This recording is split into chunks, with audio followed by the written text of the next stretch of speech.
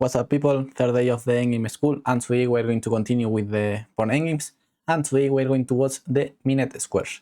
A minute square is a square that if you reach that, you are going to have problems because you are going to fall in third one and you are going to lose the game. So of course, as in the real life, we shouldn't step in the means.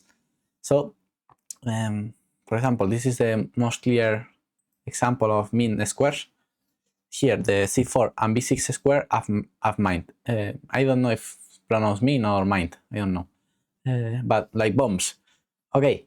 Here, if white goes with king c4, for example, king b6 here is losing the game because now white is in third one and this b5 pawn is going to fall.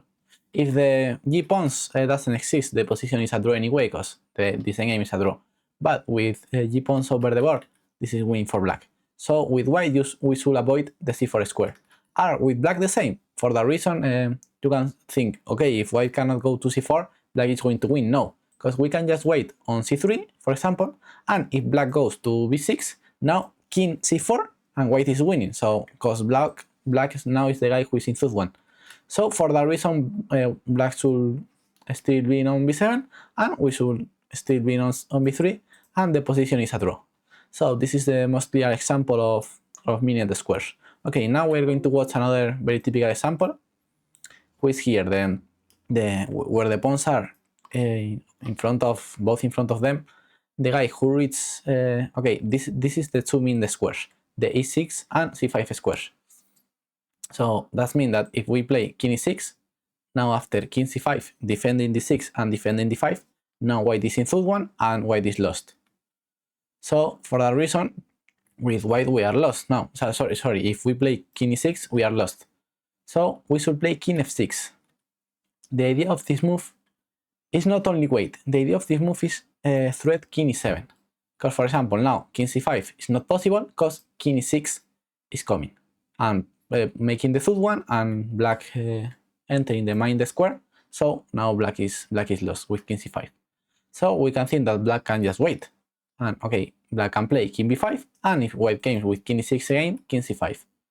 But the key idea is that here white have this extra move of king e7, attacking d6 from another position, forcing black to gain to c5, to defend the pawn, who's the only move, and now black falls into the mind square, and now king e6 is winning the game. Making third one, we're going to capture this pawn and we're going to win this game. So this exactly position, white is winning because he have his king more advanced than the black king.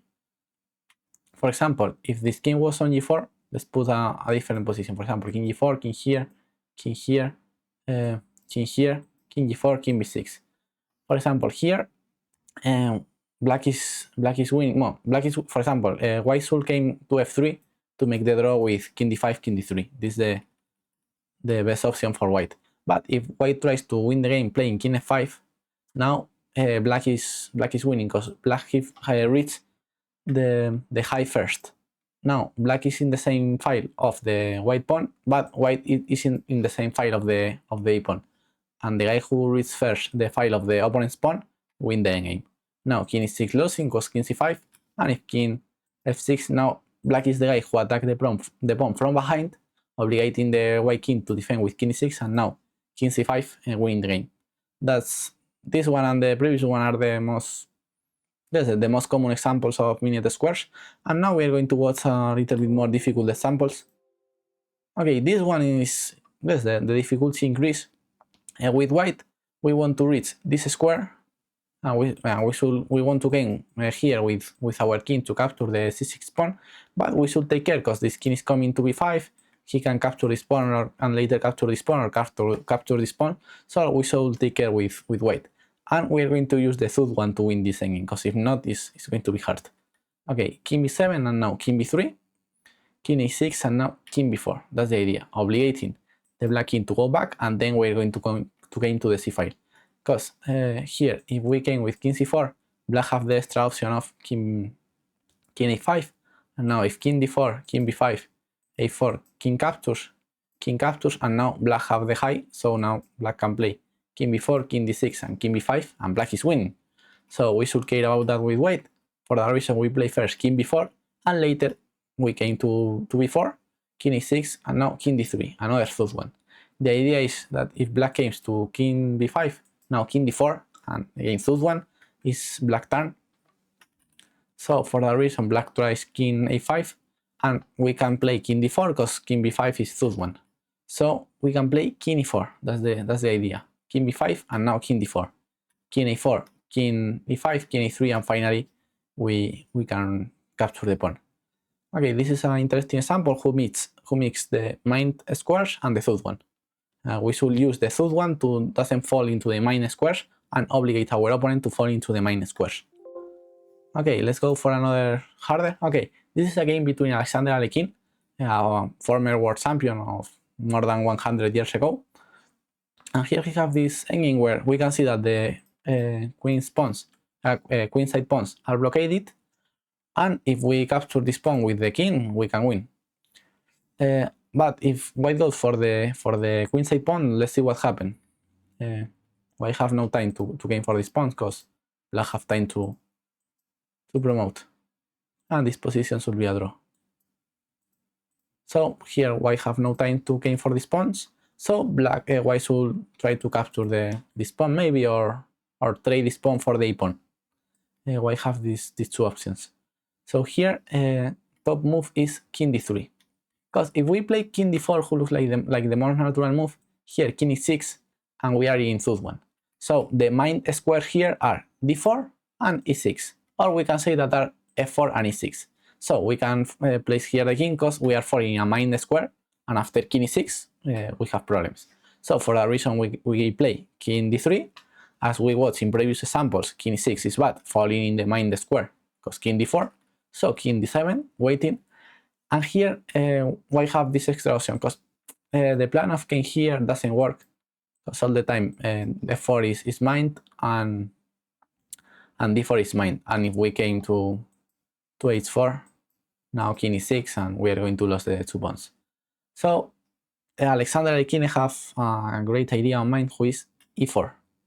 Of course, black can capture because here there are no main square, now just a pass pawn.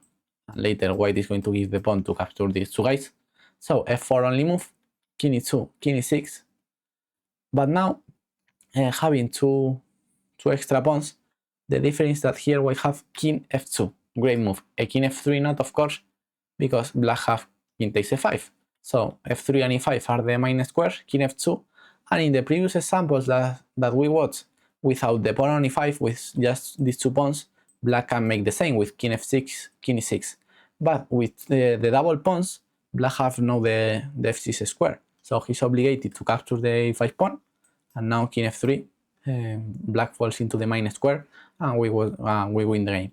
So this is an interesting idea with when we have the double pawns, that black cannot lose a tempo with king f6, king e6.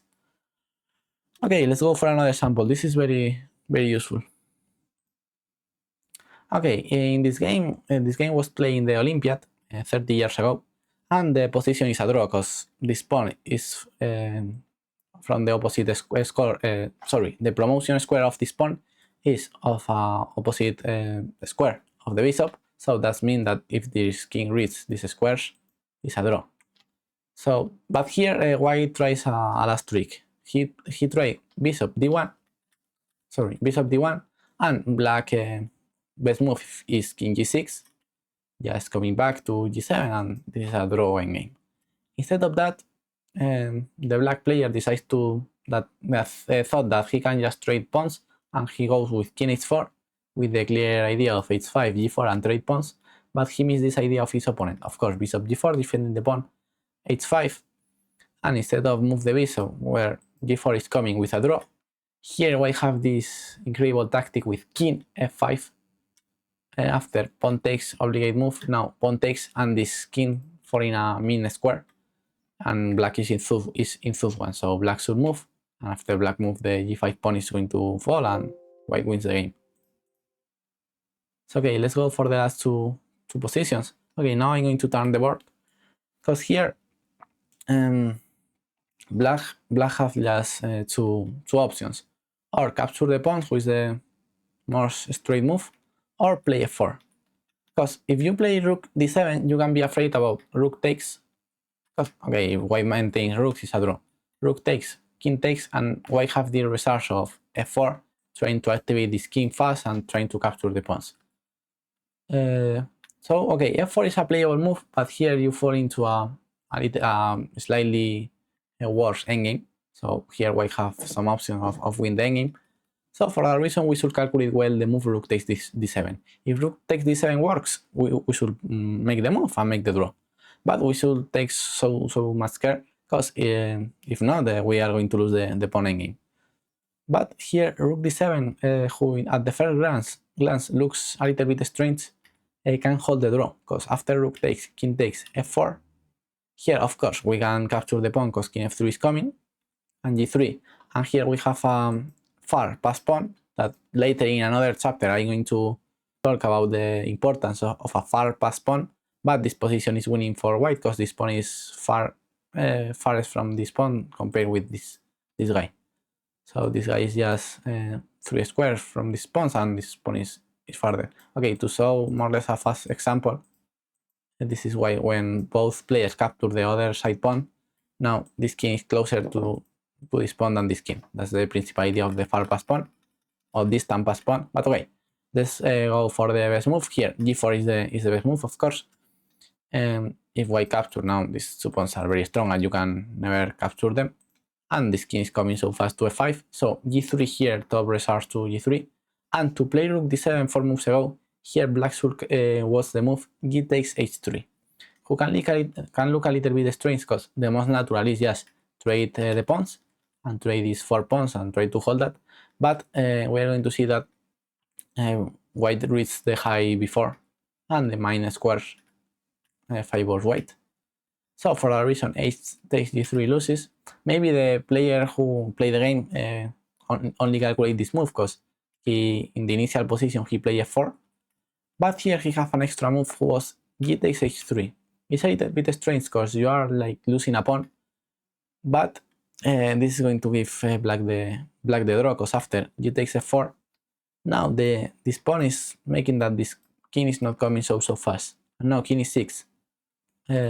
White captures the pawn, but just king e6, and black cannot enter to the black position. White cannot enter. Of course, here we cannot enter, and if we came to the king side, white have to the queen side, we have no time. So h5 could be a good try, but now king here, king h3, and now we should keep the king on h7.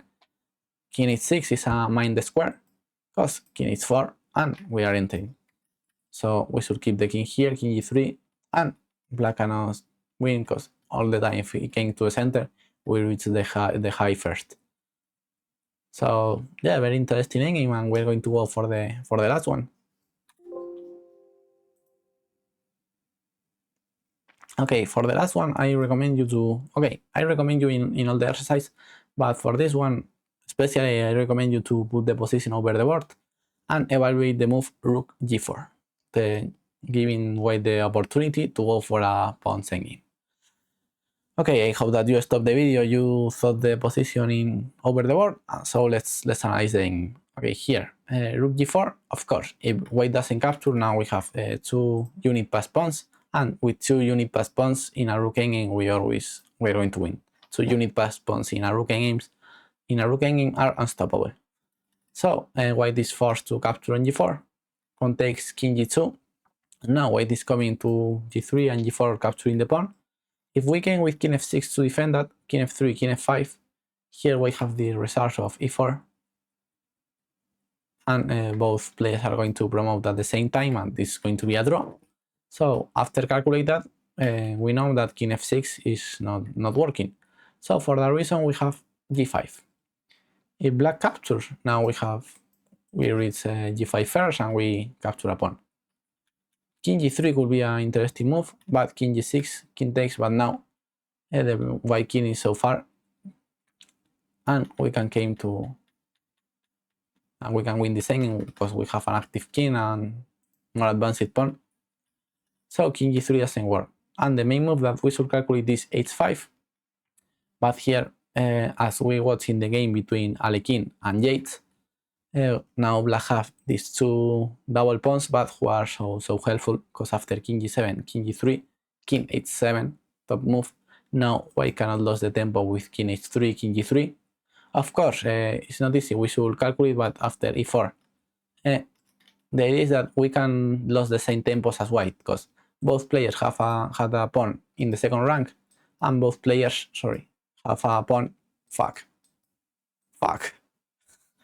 How many arrows? Okay, both players have a pawn in the third rank. So we just should copy what white makes. For example, if a4, if he advances his pawn of the third rank, we are going to advance our pawn of the third rank. And if he advances the guy of the second, we advance the guy of the second. If a3, for example, a4, a5, e6, something like that. Or here, if instead of a4, if he tries a4 now, for example, we can play a5 or e5 or what we want. And here is very important, if a3, well, I think that, yeah, many moves are winning, but e6 is another one. But, for example, e4, a5, a4, and in the same game, black is winning, because now we capture the queen. Of course, I added to the minus the square, we should calculate the endgame, of course, because in the pawn's endgame, the calculation is very, very important. But now the concept of the minus the squares help us so much. So I hope that you learn with this concept. We're going to continue with more pawn endgames in the first chapters, because the pawn's endgame are very, very complex. So see you in the next video. Bye bye.